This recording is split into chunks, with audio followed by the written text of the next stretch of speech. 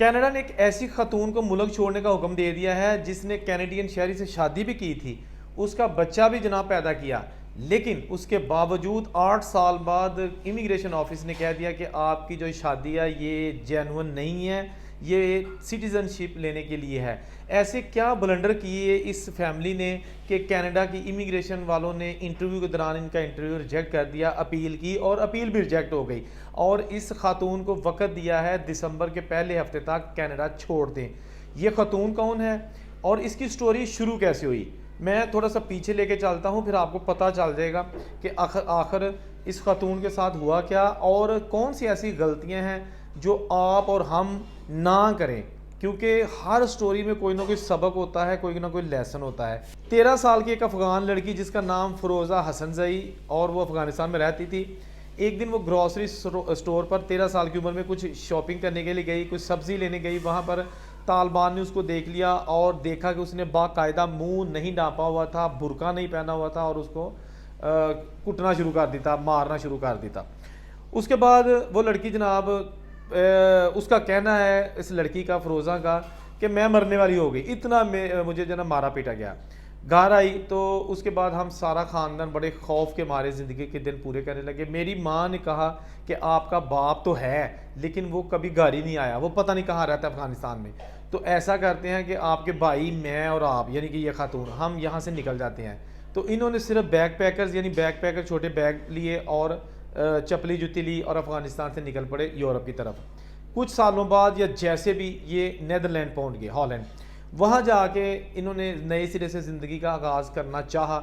13 साल की उम्र में ये निकले थे। 16 साल की जब इस लड़की की उम्र हुई तो इसकी माँ ने वहाँ पर इसके कज़न के साथ शादी कर दी। ये अंडर एज थी। शादी के जल्द ही बाद ये लड़की प्रेग्नेंट हो गई और एक बच्चे को जन्म दिया। उसके बाद फिर इसका दूसरा बच्चा पैदा हो गया। टोटल इसके 2 बच्चे पैदा हो गए वहाँ नीदरलैंड में।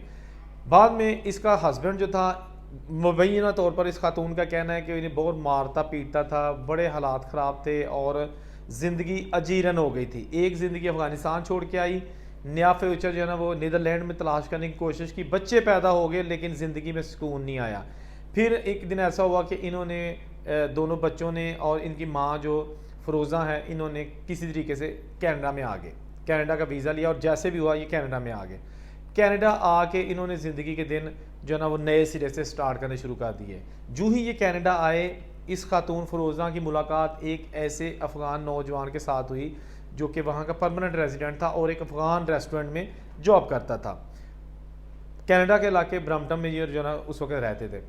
ये खातून और इसके 2 बच्चे, इन्होंने एक छोटा सा बेसमेंट किराए पे लिया। वहाँ सर्दी भी थी, अंधेरा भी था, लेकिन इतने वसाइल नहीं थे, ये वहाँ रहती थी। बिल आखिर 1 साल तक दोस्ती इनकी रही। वो जो कैनेडियन अफ़गान शहरी था जिसका नाम मसूद मीर था, मसूद मीर और फ़रोज़ा का 1 साल तक दोस्ती रही। दोस्ती के बाद एक दूसरे के साथ इसी दौरान ही इनको एक दूसरे के साथ प्यार हो गया। मतलब ये कि 1 साल बाद इन्होंने शादी कर ली, इकट्ठे रहना शुरू कर दिया। शादी के 1 साल बाद बच्चा पैदा हो गया, उसका नाम रोज़ रखा गया।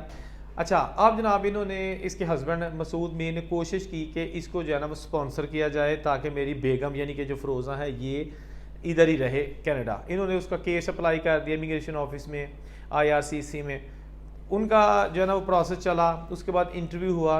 इंटरव्यू में जब यहाँ चीज़ें ना गौर करने वाली है, इंटरव्यू में इन्होंने बताया कि जी हम हस्बैंड वाइफ है और हमारा एक बच्चा भी है।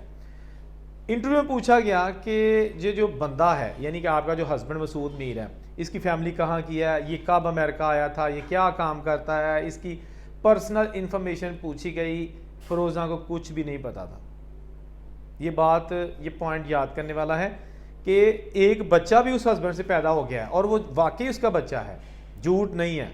शादी की है, बच्चा भी हो गया है, लेकिन लैक ऑफ कम्युनिकेशन, कभी नौबत ही नहीं आई कि इसने एक दूसरे से पूछा हो कि भाई आप कब आए थे, क्या है। आपको पता है ना, ये जो लोग अपनी बेगमात को स्पॉन्सर कर चुके हैं उन्हें पता है कि किस किस किस्म के सवालात ऑस्ट्रेलिया, कनाडा, अमेरिका या यूरोप के कंट्रीज़ आप इनकी जो बेगमात है उनसे पूछते हैं कि भाई जो आपका हस्बैंड है वो किस रंग की गाड़ी चलाता है, किस रंग के आपके घर में पर्दे लगे हैं, वो क्या करता है, कब गया था, पेरेंट्स कितने हैं, उसके बहन भाई कितने हैं। ये सारे सवाल पूछे जाते हैं।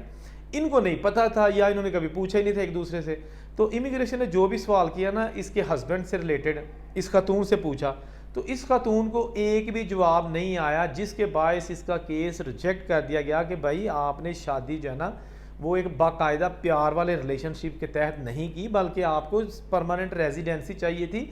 आप ऑलरेडी हॉलैंड से आई हो बच्चों के साथ और आपको एक सर्च पाने के लिए जगह चाहिए थी। आपने फिर पक्का बंदा ढूंढा और उससे जस्ट एक रिलेशन कायम कर लिया, जो कि ये इसकी बुनियाद यही है कि आपको सिर्फ यहाँ की नेशनैलिटी चाहिए थी। इनका केस रिजेक्ट कर दिया गया। दूसरी बार अप्लाई किया, दूसरी बार फिर रिजेक्ट कर दिया गया। इस सारे मामले को 8 साल हो चुके थे। ये जो फ़रोज़ा है ये 8 साल कनाडा में रही और इसका केस भी चलता रहा। अब जनाब फाइनल डिसीजन जो आया है IRCC, जो कि रेफ्यूजी एंड इमिग्रेशन डिपार्टमेंट है कनाडा का, उन्होंने कहा है कि जी आपकी तमाम अपीलें खारिज हैं और दिसंबर के पहले हफ्ते तक आपको तारीख दी जाती है, आप कनाडा छोड़कर वापस अपने मुल्क अफ़गानिस्तान चले जाएं। ये एक बड़ा ही अफसोसनाक उस ख़ानदान के लिए, उस खातून के लिए वाक़या था, क्योंकि उसने कहा है कि मैं कनाडा को एक अपना मुल्क समझ चुकी थी और अभी भी समझती हूँ। मैं तो ऐसे यहाँ पे रह रही थी कि अब जनाब मुझे यहाँ से कोई नहीं निकाल सकता, क्योंकि मेरा हस्बैंड कैनेडियन है, मेरे बच्चे पैदा हो गए हैं और अब मैं यहाँ की परमानेंट रेजिडेंसी अनकरीब हासिल करने वाली हूँ, लेकिन ऐसा नहीं हुआ। दोस्तों ये वीडियो बिल्कुल ताज़ा तरीन वाक़या है। ये वीडियो बनाने का मकसद ये है कि जो लोग इंटरव्यू के लिए जाते हैं, एक तो बात याद रखिएगा, हस्बैंड और वाइफ का जो इंटरव्यू होता है कि आपको ईच एंड एवरीथिंग जो है ना वो आपस में पता होनी चाहिए। अगर लड़की चाह रही है कि जी मैं अपने हस्बैंड के साथ यहाँ की सिटीज़न लेना चाहती हूँ, तो लड़की को पता होना चाहिए उसके हस्बैंड की हर चीज़ का। डेली बेसिस पे उसको जो है ना वो याद करना चाहिए, पूछना चाहिए कि भाई वो ये पूछ सकते हैं, ये पूछ सकते हैं, या फिर ऐसे लोगों से मशवरा कर लिया करें कि जिनके ऑलरेडी इंटरव्यूज़ हो चुके हैं। वो आपको बताएंगे कि इंटरव्यू में क्या पूछा जाता है। आपको पता चल गया ना कि देखें, बाज़ लोग कहते हैं जी बाहर के मुल्कों में जाके शादी कर लो पेपर बन जाएंगे, कुछ कहते हैं जी शादी कर लो अगर आपका बेगम जो है ना प्रेग्नेंट हो जाए तो गारंटी है पेपर बनने की। कुछ कहते हैं कि जी प्रेगनेंसी के बाद बच्चा अगर पैदा हो जाता है फिर आप केस अप्लाई करते हो, फिर तो दुनिया की कोई ताकत रोक ही नहीं सकती। लेकिन इस केस में सब कुछ मौजूद है। लड़की कनाडा में मौजूद है, लड़का जो है ना वो कैनेडियन सिटीज़न है और अपना जॉब भी करता है, बच्चा पैदा हो गया है, 8 साल इकट्ठे रहे हैं, लेकिन केस रिजेक्ट हो गया। ये ऐसी स्टोरी है कि जिससे हमें ये सबक मिलता है कि जब भी इंटरव्यू के लिए जाएं, कम से कम अपनी कहानी को या अपने जो केस है उसको इतना तैयार करके जाएं कि जो इमिग्रेशन वाला होता है, ऑफिसर होता है इंटरव्यू करने वाला, वो मुतमन हो जाए और आपका केस रिजेक्ट ना हो।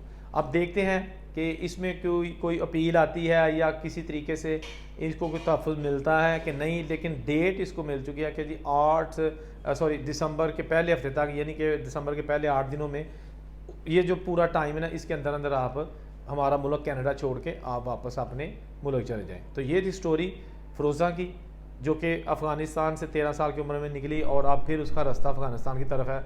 अब देखते हैं कि क्या होता है। औरों से कोई इजाज़त दीजिए, अल्लाह हाफ़िज़।